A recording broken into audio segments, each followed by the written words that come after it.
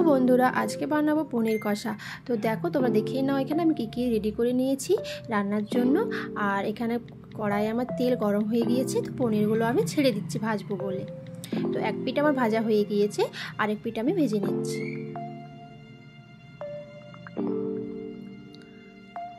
তো পনির আমার ভাজা হয়ে গিয়েছে, এরপরে আমি পনিরগুলো কিন্তু তুলে একটা বাটির মধ্যে রেখে দিচ্ছি।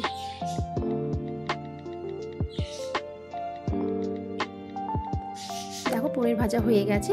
তো ওই তেলের মধ্যে কিছুটা 1 চামচ মতো তেল দিয়ে আমি তেজপাতা দিয়ে দিলাম, আর দিয়ে দিলাম পেঁয়াজ কাটা।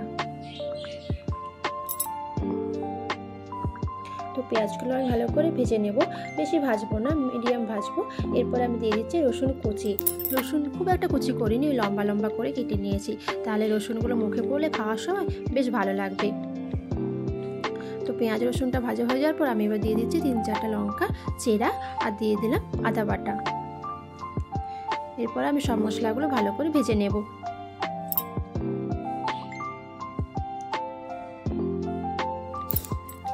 তো মশলাগুলো ভাজা হয়ে গিয়েছে আমার।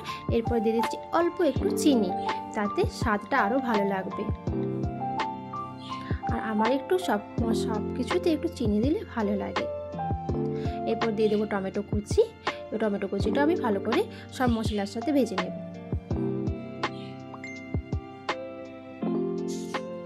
তো আমার এগুলো সব ভাজা হয়ে গেছে। এরপর আমি দিয়ে দেবো কিছু গুঁড়ো মশলা, কাশ্মীরি লঙ্কার গুঁড়ো, জিরে গুঁড়ো, ধনে গুঁড়ো, নুন আর হলুদ। তো চলো মশলাটা ভালো করে কষিয়ে নিই। যত মশলা কষানো হবে তত কিন্তু রান্নার টেস্ট বাড়বে।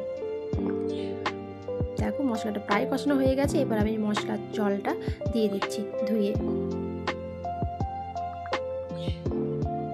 তো মশলা আমার কষানো রেডি হয়ে গেছে। দেখো তেল ছেড়ে গিয়েছে মশলা থেকে। এরপর আমি দিয়ে দিলাম ভাজা পনিরগুলো।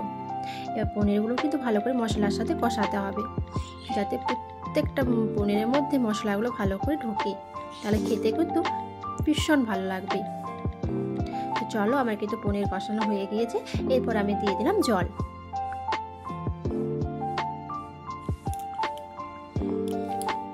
ব্যাস, জল দিয়ে দেওয়ার পরে এবার ভালো করে আমি ফুটিয়ে নেব।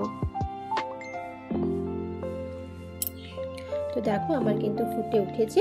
এরপর আমি দিয়ে দিচ্ছি ধনেপাতা কুচি।